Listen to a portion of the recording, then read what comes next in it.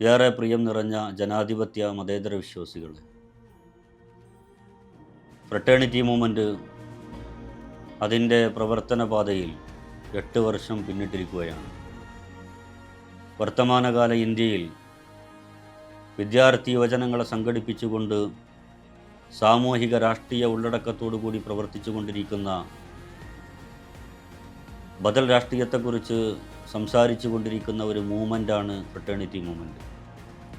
രാജ്യത്ത് നിലനിൽക്കുന്ന നീതി നിഷേധങ്ങൾക്കെതിരെ, മനുഷ്യാവകാശ ലംഘനങ്ങൾക്കെതിരെ സർവകലാശാലകൾക്കകത്ത്, ക്യാമ്പസുകൾക്കകത്ത്, ഈ രാജ്യത്തിൻ്റെ തെരുവുകളിൽ സജീവമായി നിലകൊണ്ടുകൊണ്ടിരിക്കുന്ന ഫ്രട്ടേണിറ്റി മൂവ്മെൻറ്റിൻ്റെ സമരസംഘടനാ പ്രവർത്തനങ്ങളിലൂടെ, വ്യത്യസ്തങ്ങളായിട്ടുള്ള വിദ്യാഭ്യാസ പ്രശ്നങ്ങളിലെ ഇടപെടലുകളിലൂടെ നിറഞ്ഞു നിൽക്കുന്ന ഈ സംഘടനയെ സംബന്ധിച്ചിടത്തോളം ബഹുജനങ്ങളിൽ നിന്ന് സാഹോദര്യ രാഷ്ട്രീയത്തിന് കരുത്ത് പകരുന്നതിനു വേണ്ടി സാമ്പത്തികമായ പ്രവർത്തന ഫണ്ട് സ്വരൂപിക്കുന്ന സാഹചര്യത്തിലാണ് നമ്മളുള്ളത്. നമ്മുടെ രാജ്യത്ത് എതിർശബ്ദങ്ങളെ ഇല്ലാതാക്കുക എന്നുള്ള ഉദ്ദേശത്തോടുകൂടി നിരോധനങ്ങളുടെ സാഹചര്യങ്ങൾ നിലവിൽ വന്നപ്പോൾ മീഡിയ വൺ ഉൾപ്പെടെയുള്ള വാർത്താവിനിമയ സംവിധാനങ്ങൾക്ക് നേരെ ഭരണകൂടങ്ങൾ നിരോധനം ഏർപ്പെടുത്തിയപ്പോൾ ശക്തമായ സമരങ്ങളുമായി ഫ്രട്ടേണിറ്റി മൂവ്മെൻറ്റ് മുന്നിലുണ്ടായിരുന്നു. സാമ്പത്തിക സംവരണമെന്ന് പറയുന്ന ഈ രാജ്യത്തെ സാധാരണക്കാരൻ്റെ സ്വപ്നങ്ങൾക്ക് മേൽ കരിനിഴൽ വീഴ്ത്തുന്ന ഭരണകൂടത്തിൻ്റെ പരിഷ്കാരങ്ങൾക്കെതിരെ വ്യത്യസ്തങ്ങളായ സമരങ്ങൾ ഉയർത്തിക്കൊണ്ട് ഫ്രട്ടേണിറ്റി മൂവ്മെൻറ്റ് മുന്നോട്ട് പോയിട്ടുണ്ട്. ഈ രാജ്യത്തെ വ്യത്യസ്തങ്ങളായ മതജാതി വിഭാഗങ്ങളുടെ വിഭവ വിതരണത്തിലെയും അതുപോലെ തന്നെ പ്രാതിനിധ്യത്തിൻ്റെയും ഒക്കെ നിലനിൽപ്പിനു വേണ്ടി ജാതി സെൻസസ് രാജ്യത്ത് നടപ്പിലാക്കണമെന്നാവശ്യപ്പെട്ടുകൊണ്ട് നിരവധിയായ സമരങ്ങളെ മുന്നിൽ നിന്ന് നയിച്ചിട്ടുണ്ട്. മലപ്പുറം ജില്ല കേരളത്തിന് അഭിമാനകരമായിട്ടുള്ള ഒരു ജില്ലയാണ്. പക്ഷേ മതസാഹോദര്യത്തിൻ്റെയും പാരസ്പര്യത്തിൻ്റെയും ഈറ്റില്ലമായിട്ടുള്ള ഈ ജില്ലയെ അപരത്വവൽക്കരിക്കുന്നതിനും ക്രിമിനൽ ജില്ലയാക്കി മാറ്റുന്നതിനും വേണ്ടി സംസ്ഥാനത്ത് ആഭ്യന്തര വകുപ്പും അതുപോലെ തന്നെ ഇടതുപക്ഷ ഭരണകൂടവും ശ്രമിച്ചുകൊണ്ടിരുന്നപ്പോൾ ഈ ജില്ലയുടെ തെരുവോരങ്ങളിൽ ശക്തമായ പ്രതിഷേധങ്ങൾ ഉയർത്തിക്കൊണ്ട് നിലകൊണ്ടിട്ടുള്ള ഒരു മൂവ്മെൻറ്റ് കൂടിയാണ് ഫ്രട്ടേണിറ്റി മൂവ്മെൻറ്റ് എന്ന് പറയുന്നത്. മലബാർ വിദ്യാഭ്യാസ അവകാശ പ്രക്ഷോഭങ്ങളെ സംബന്ധിച്ചിടത്തോളം മലപ്പുറം ജില്ലയിൽ ഫ്രട്ടേണിറ്റി മൂവ്മെൻറ്റിൻ്റെ രൂപീകരണത്തോളം തന്നെ ധന്യമായിട്ടുള്ള ചരിത്രം ഞങ്ങൾക്ക് പറയാനുണ്ട്. SSLC കഴിഞ്ഞ് ഹയർ സെക്കൻഡറിയിൽ സീറ്റില്ലാതെ തെരുവിൽ നിൽക്കേണ്ടി വരുന്ന 10,000-കണക്കിന് വരുന്ന വിദ്യാർത്ഥികളുടെ അവകാശങ്ങൾക്ക് വേണ്ടി ഞങ്ങൾ ഈ തെരുവിൽ സമരം ചെയ്തിട്ടുണ്ട്. ഭരണകൂടത്തിൻ്റെ പോലീസിനെ ഉപയോഗപ്പെടുത്തിക്കൊണ്ട് ലാത്തിച്ചാർജുകൾ ഏൽക്കേണ്ടി വന്ന, തലപൊട്ടി ചോരയൊലിച്ചുകൊണ്ട് രക്തപങ്കിലമായ സമരത്തിൻ്റെ ഇന്നലകളെ ഫ്രട്ടേണിറ്റി മൂവ്മെൻറ്റ് ഈ തെരുവിൽ അടയാളപ്പെടുത്തിയിട്ടുണ്ട്.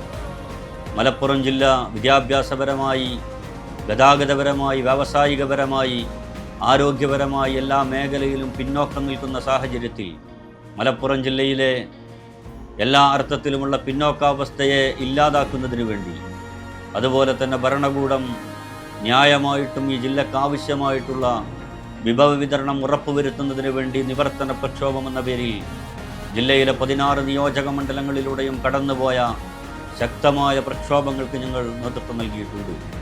ജസ്റ്റിസ് റൈഡ് ഉൾപ്പെടെയുള്ള മലപ്പുറം ജില്ലയിലെ തെരുവുകളെ പ്രക്ഷുബ്ധമായി കടന്നുപോയ ധാരാളക്കണക്കിന് വരുന്ന സമരങ്ങൾക്ക് നേതൃത്വം നൽകിക്കൊണ്ടാണ് ഫ്രട്ടേണിറ്റി മൂവ്മെൻറ്റിൻ്റെ കഴിഞ്ഞ നാളുകൾ കടന്നുപോയിട്ടുള്ളത്. മലപ്പുറം ജില്ലയിലെ വിദ്യാർത്ഥികളുടെ പിന്നോക്കാവസ്ഥയെ അടയാളപ്പെടുത്തിക്കൊണ്ട് മലപ്പുറം പട എന്നുള്ള പേരിലും, അതുപോലെ തന്നെ പടപ്പുറപ്പാട് എന്നുള്ള പേരിലും, മലപ്പുറം മഹാറാലി എന്നുള്ള പേരിലുമൊക്കെ നിരവധിയായിട്ടുള്ള സമരങ്ങൾ ഏറ്റെടുക്കുകയും അതുമായി മുന്നോട്ട് പോവുകയും ചെയ്തിട്ടുള്ള ഒരു സംഘടന കൂടിയാണ് ഫ്രട്ടേണിറ്റി മൂവ്മെൻറ്റ് എന്ന് പറയുന്നത്. നമ്മുടെ കേരളത്തിനകത്ത് ലഹരി മാഫിയയും ക്രിമിനൽ വൽക്കരണവും അനിയന്ത്രിതമായി നിലനിൽക്കുന്ന സാഹചര്യത്തിൽ പോലീസിൻ്റെ നിസ്സംഗതയെ ചൂണ്ടിക്കാണിച്ചുകൊണ്ട്, ആഭ്യന്തര വകുപ്പ് എക്സൈസ് സംവിധാനങ്ങളുടെ പരാജയങ്ങളെ ചൂണ്ടിക്കാണിച്ചുകൊണ്ട് വലിയ അർത്ഥത്തിലുള്ള ക്യാമ്പയിനുകൾക്ക് നമ്മൾ നേതൃത്വം നൽകിയിട്ടുണ്ട്.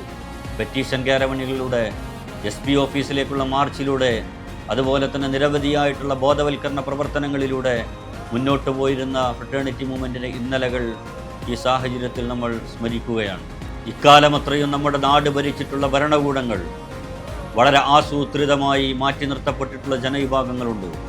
രാജ്യത്തെ ആദിവാസികൾ, അതുപോലെ തന്നെ തീരദേശങ്ങളിലും മലയോര പ്രദേശങ്ങളിലും അധിവസിച്ചു കൊണ്ടിരിക്കുന്ന 1 സെൻറ്റ് കോളനിയിലും 2 സെൻറ്റ് കോളനിയിലുമൊക്കെയായി വിന്യസിക്കപ്പെട്ടിട്ടുള്ള പാവങ്ങളായ മനുഷ്യർ അവരുടെ അവകാശങ്ങൾക്ക് വേണ്ടി, അവരുടെ ഭൂമിക്ക് വേണ്ടിയിട്ടുള്ള സമരത്തിൽ, അവരുടെ മക്കളുടെ സ്കോളർഷിപ്പുമായി ബന്ധപ്പെട്ട് അവരുടെ വിദ്യാഭ്യാസപരമായ സ്വപ്നങ്ങൾ നിവർത്തിക്കുന്നതിനു വേണ്ടി നിരവധിയായിട്ടുള്ള സമരങ്ങൾ ഏറ്റെടുക്കുകയും സമരങ്ങളുമായി മുന്നോട്ട് പോവുകയും ചെയ്തിട്ടുള്ള ഒരു മൂവ്മെൻറ്റ് കൂടിയാണ് ഫ്രട്ടേണിറ്റി മൂവ്മെൻറ്റ് എന്ന് പറയുന്നത്.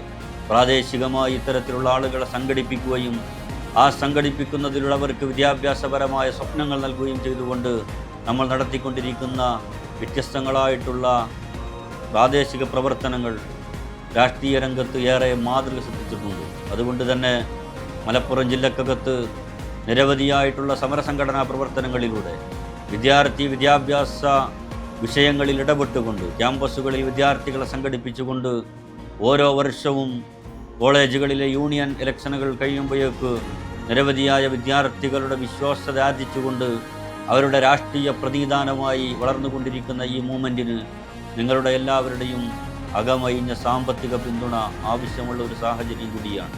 അതുകൊണ്ട് ഇനിയും നമുക്ക് ഒരുപാട് മുന്നോട്ട് പോകാനുണ്ട്.